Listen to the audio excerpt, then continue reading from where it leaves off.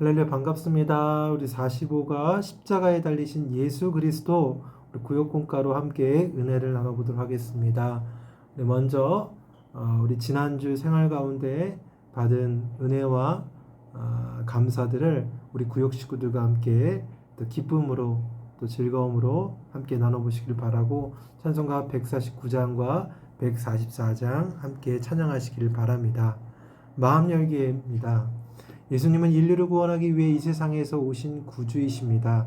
그래서 십자가를 피하지 않으셨습니다. 적극적으로 자기 십자가를 지시고 해골이라 하는 곳으로 나가셨습니다. 우리 오늘 이 내용을 먼저 마음 열게 하기 전에 하나님의 말씀 같이 읽어보도록 하겠습니다. 요한복음 19장 17절부터 27절입니다. 그들이 예수를 맞음에 예수께서 자기의 십자가를 지시고 해골, 히브리 말로 골고다이라는 곳에 나가시니 그들이 거기서 예수를 십자가에 못 박을새 다른 두 사람도 그와 함께 좌우편에 못 박으니 예수는 가운데 있더라. 빌라도가 패를 써서 십자가 위에 붙이니 나사렛 예수 유대인의 왕이라 기록되었더라. 예수께서 못 박히신 곳이 성에서 가까운 고로 많은 유대인이 이 패를 읽는데 히브리와 로마와 헬라말로 기록되었더라. 유대인의 대제사장들이 빌라도에게 이르되 유대인의 왕이라 쓰지 말고 자칭 유대인의 왕이라 쓰라 하니 빌라도가 대답하되 내가 쓸 것을 썼다 하니라. 군인들이 예수를 십자가에 못 박고 그의 옷을 취하여 네 깃에 나눠 각각 한 깃씩 얻고 속옷도 취하니 이 속옷은 호지 아니하고 위에서부터 통으로 짠 것이라. 군인들이 서로 말하되 이것을 찢지 말고 누가 얻나 제비 뽑자 하니 이는 성경에 그들이 내 옷을 나누고 내 옷을 제비 뽑나이다 한 것을 응하게 하려 함이로라. 군인들은 이런 일을 하고 예수의 십자가 곁에는 그 어머니와 이모와 글로바의 아내 마리아와 막달라 마리아가 섰는지라. 예수께서 자기 어머니와 사랑하시는 제자가 곁에 서 있는 것을 보시고 자기 어머니께 말씀하시되 여자여 보소서 아들이니이다 하시고 또 그 제자에게 이르시되 보라 내 어머니라 하신데 그때부터 그 제자가 자기 집에 모시니라.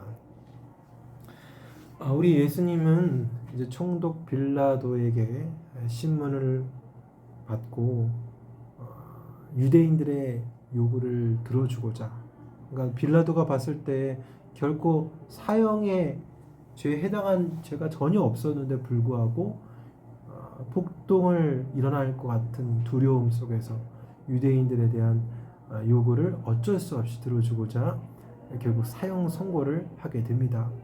그리고 이제 오늘의 내용인데 예수님께서는 이제 십자가를 지시고 해골 즉 골고다 언덕에 도착하게 됩니다. 빌라도는 이 십자가 위에 맨 꼭대기 위에 팻말을 썼는데 나사렛 예수 유대인의 왕이라고 기록합니다. 예수님의 목적은 빌라도의 목적은 이 예수님을 조롱하려는 의도로 기록한 거였지만 결과적으로 예수님이 유대인의 왕을 뛰어넘어 인류의 메시아이자 진정한 왕이라는 사실을 이제 세상 모든 사람에게 알린 것이라고 할 수 있습니다. 예수님이 이렇게 십자가에 못 박히셨는데 이 못 박혀 죽으시는 그 고통 가운데에서도 사도 요한에게 자신의 육신의 어머니를 맡기게 됩니다. 우리의 죄를 위해서 십자가에 달린 예수님, 이 십자가의 사건이 오늘 우리에게 어떤 의미와 교훈을 주고 있는지를 구역공과를 통해서 함께 살펴보겠습니다.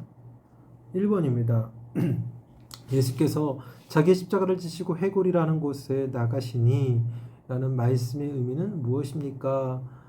요한복음 19장 17절 그들이 예수를 맡음에 예수께서 자기의 십자가를 지시고 해골이라 하는 곳에 나가시니 지금 이 말씀 예수님께서 자기의 십자가를 지고 해골 골고다로 갔다라고 하는 이 말씀, 이 기록된 말씀은 이 사도 요한이 기록했는데요.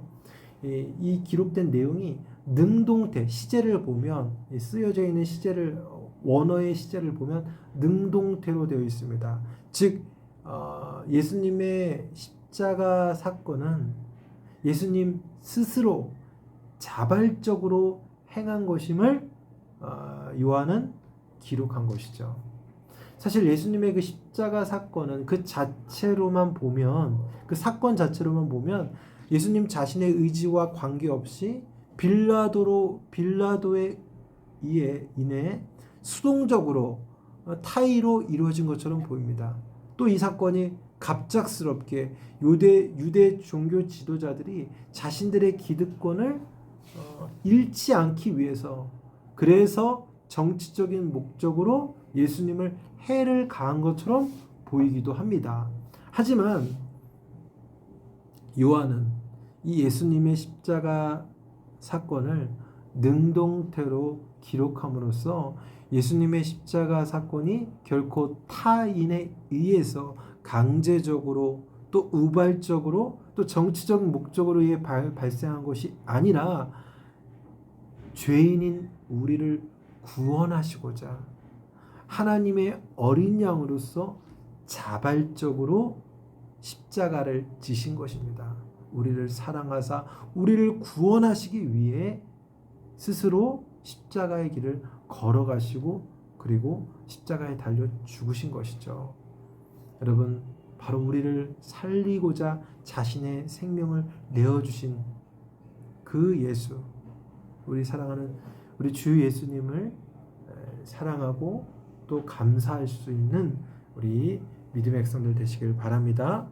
계속해서 2번입니다. 빌라도는 십자가에 달리신 예수님의 명패에 어떤 언어로 무엇이라고 썼습니까? 빌라도가 패를 써서 십자가 위에 붙이니 나사렛 예수 유대인의 왕이라 기록되었더라. 예수께서 못 박히신 곳이 성에서 가까운 고로 많은 유대인이 이 패를 읽는데 히브리어와 로마와 헬라말로 기록되었더라. 아멘. 빌라도가 이 패를 썼는데 그 패에는 히브리어와 로마어, 즉 그 라틴어이죠. 헬라어, 이 세 가지, 헬라어는 이제 그리스어를 얘기하는데 그 당시 세계적으로 가장 많이 통용된 언어였다라는 것입니다. 이 언어로 기록된 의미가 있습니다. 먼저 빌라도가 이렇게 기록한 것은 세계 각지 이제 흩어져서 사는 디아스포라 유대인들, 그리고 팔레스타인에 거주하는 다른 종족들의 사람들도 읽을 수 있게 세 가지 언어로 기록한 것입니다. 그리고 나사렛 예수 유대인의 왕이라고 기록한 또 다른 그의 목적은 조롱하기 위해서, 예수님을 조롱하고자 그런 표현을 썼습니다. 그런데 여러분, 이 빌라도가 쓴 세 가지 언어로 쓴 이 표현은 예수님의 그 원대한 구원의 계획으로 이 패에 기록된 것을 바라본다면 예수님의 그 십자가의 대속의 은혜가 히브리어, 라틴어, 헬라어로 대변되는 세상 모든 인류에게 보편적으로 임하는 십자가의 대속 사건임을 알려주고 있는 겁니다. 그렇죠? 그 당시 전 세계를 제패하고 있는 로마, 그리고 그 당시 문화적인 측면으로 많이 사용했던 언어인 그리스어인 헬라어, 그리고 유대인 자체가 쓰고 있는 히브리어, 이 언어를 통해서 만방에 보편적으로 예수님이 진정한 왕이다라는 사실을 읽을 수 있도록, 이해할 수 있도록 그 언어를 세 가지 언어로 기록된 것이죠. 그러니까 빌라도는 자신의 꾀와 생각으로 조롱의 목적으로 썼지만 하나님께서는 그것을 바꾸어 온 세상에 예수님이 참된 왕이다, 우리의 메시아다라는 것을 알리는 표로 사용이 되었다라는 것입니다. 여러분, 이처럼 우리는 예수님이 왕이다라는 사실이 단순히 세상에서의 왕, 또 우리 구원주로서의 왕뿐만 아니라 나의 개인의 왕으로서, 그죠? 예수님을 나의 왕으로 고백하고 모시고 또 왕으로서 주님 앞에 순종으로 살아갈 수 있는 그런 성도가 되기를 바랍니다. 자, 계속해서 3번입니다. 군인들이 예수님의 옷을 어떻게 처리합니까? 요한복음 19장 23절 군인들이 예수를 십자가에 못 박고 그의 옷을 취하여 네 깃에 나눠 각각 한 깃씩 얻고 속옷도 취하니 이 속옷은 호지 아니하고 위에서부터 통으로 짠 것이라. 로마 군인들이 이제 십자가에 달리신 그 예수님, 이제 그 옷을 다 이 당시 십자가형은 완전히 모든 옷을 다 벌거벗은 상태로 가장 인간의 수치스러운 상태로 십자가에 못을 박았습니다. 그래서 예수님께서 입었던 그 겉옷을 이 로마 군인들이 나눠 가지고 또 속옷, 통으로 엮여 있는 이 속옷을 갖기 위해서 한 사람이 갖기 위해서 제비 뽑아서 갖게 되는 그런 진 풍경이 나오게 그 성경으로 기록되어 있습니다. 이러한 일들은 당시 로마의 그 관습상 죄수들이 처형하는 그 자리에서 흔히 볼 수 있는 일이었습니다. 근데 중요한 건 그들은 이제 무심코 자신의 이득을 취하고자 했던 행동이었지만 이 내용은 시편 22편 18절의 말씀이 그대로 이루어진 것이었습니다. 약속의 말씀이 지금 이때 또 이루어진 것이죠. 여러분, 이것을 통해서 우리가 무엇을 알 수 있습니까? 여러분, 우리의 삶이 하나님의 말씀이 이루어지는 선한 도구로 사용되어야 되지, 도리어 하나님을 대적하고 사탄의 도구로, 사탄의 역사로 사용되는 삶이 되어서는 절대 안 된다라는 것이죠. 그럼 가룟 유다도 그죠? 사탄의 도구로 사용이 된 거잖아요. 그죠? 우리 사랑하는 우리 구역장님, 구역은 모두가 하나님의 나라에서, 하나님 나라에서 또 하나님의 말씀을 이루는 그 역사에, 선한 그 역사에 동참하는 그러한 믿음의 성도들 되기를 축복합니다. 자, 4번입니다. 십자가의 현장까지 따라간 사람은 누구였습니까? 요한복음 19장 25절부터 27절 끝에가 좀 잘렸습니다. 제가 읽어보겠습니다. 예수님의 십자가 곁에는 그의 어머니와 이모와 글로바의 아내 마리아와 막달라 마리아가 섰는지라. 예수께서 자기 어머니와 사랑하시는 제자 곁에 서 있는 것을 보시고 자기 어머니께 말씀하시되 여자여 보소서 아들이니이다 하시고 또 그 제자에게 이르시되 보라 내 어머니라 하신대 그때부터 그 제자가 자기 집에 모시니라. 십자가 현장까지 따라간 사람 누구였습니까? 예수님의 모친 마리아, 그리고 그의 이모, 그리고 글로바의 아내 마리아, 그리고 막달라 마리아, 그리고 제자 요한이었다라는 것입니다. 요한을 제외하고 이제 제자들도 다 두려워서 모두 도망간 상황이었습니다. 하지만 이 4명의 여인과 제자 요한은 골고다 언덕까지 끝까지 예수님이 십자가에 달려 죽으시는 그 순간까지 동행했다라는 것입니다. 이것은 바로 이들이 예수님을 정말 참으로 진실됨으로 사랑했다라는 것을 증명하고 있는 것입니다. 여러분, 참 사랑은 진짜 사랑하면 끝까지 함께합니다. 여러분, 사람은 누구나 자신이 정말 사랑하는 사람과 함께하기를 원해요. 사랑하는데 나 멀리 떨어져 있고 싶다? 이것은 사랑하는 것이 아니죠. 그래서 여러분, 우리가 진짜 내 평생 정말 사랑하는 누군가, 한 여인, 한 남자가 있으면 그 사람과 결혼을 하고 평생 동행하며 사는 것이죠.